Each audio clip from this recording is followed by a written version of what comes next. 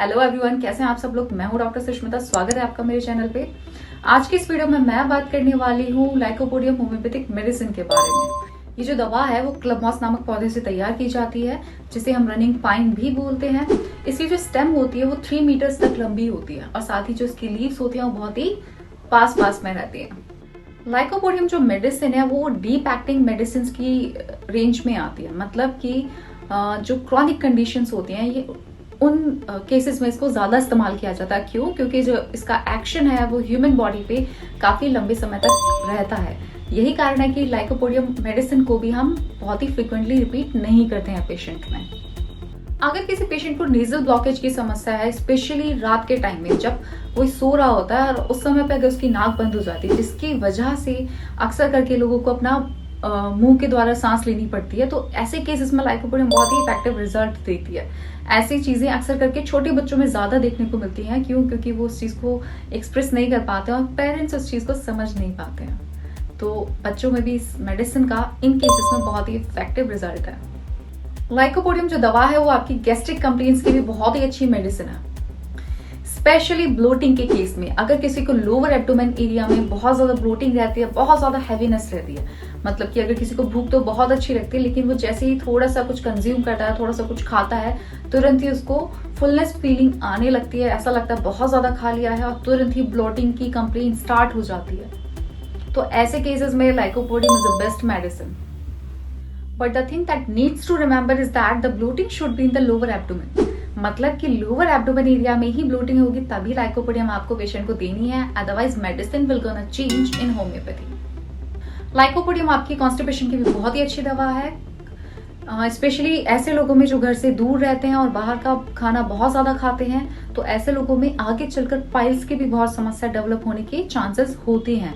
तो इन केसेस में लाइकोपोडियम का बहुत ही अच्छा रोल रहता है। एक तो ये कॉन्स्टिपेशन को कंट्रोल करता है, इसके साथ ही जो पाइल्स के सिम्टम्स होते हैं जो डेवलप होने वाले होते हैं, जैसे कि incompetency in the veins of the around the rectum, तो उसे भी ये इम्प्रूव करता है, साथ ही कंट्रोल करके रखता है। अक्सर करके आपने कुछ ऐसा देखा होगा कि जो छोटे बच्चे होते हैं वो कई बार यूरिन पास करने से पहले बहुत ही तेज रोते हैं या बहुत तेज चिल्लाते हैं।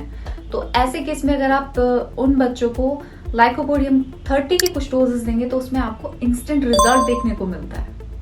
अगर किसी को राइट साइड में, राइट किडनी में स्टोन है या पथरी है, तो ऐसे केस में lycopodium is the right medicine, but you have to take it in a continue basis depending on the size of the stone, कि आपके स्टोन का क्या साइज है, क्या डायमीटर है, उसके हिसाब से आपकी डोज और आपका ड्यूरेशन डिसाइड किया जाता है। लाइकोपोडियम जो दवा है वो आपकी मील प्रॉब्लम के लिए भी बहुत ही अच्छी है, जिसमें आपका इम्पोटेंसी भी आ जाता है, जिसमें आपका इरेक्टाइल डिस्फंक्शन भी आता है, इसके साथ ही आपका प्रीमेच्योर इजैकुलेशन और साथ ही लॉस ऑफ सेक्सुअल डिजायर। इन सारी कंप्लेंट्स पे लाइकोपोडियम का बहुत ही इफेक्टिव रिजल्ट रहता है, बशर्ते आप इस मेडिसिन का यूज किसी डॉक्टर के प्रिस्क्रिप्शन के एडवाइस से ही लें। क्यों? क्योंकि इस तरह के सेंसिटिव केसेस में अगर आप ये चीज नहीं करते हैं तो आपको वो रिजल्ट देखने को नहीं मिलता है जो आप एक्सपेक्ट करते हैं। अब एक नजर हम लाइकोपोडियम के मेंटल सिम्टम्स पे भी डाल लेते हैं। तो लाइकोपोडियम का जो पेशेंट रहता है उसका मेंटल बहुत ही स्ट्रांग रहता है, जैसा कि मैंने शुरुआत में ही बताया आपको। लेकिन इसका जो पेशेंट रहता है वो बहुत ही ज्यादा डोमिनेटिंग नेचर का होता है। मतलब they are hard for inferiors and soft for the superiors. मतलब कि अगर उससे ऊंची और हाई पोजीशन पे अगर कोई है बंदा तो वो उससे पंगा नहीं लेते हैं, लेकिन अगर कोई नॉर्मल पोजीशन पे है या उससे डाउन पोजीशन पे है कोई पर्सन, तो definitely they will try to get hard and dominating for that person. Lycopodium का पेशेंट बहुत ही ज्यादा मनी माइंडेड भी होता है, इसके साथ ही वो अपने डिसीजंस हमेशा उसी पक्ष में लेता है जहां पर उसका फायदा होता है। And one more interesting feature is that the lycopodium patients are very manipulative.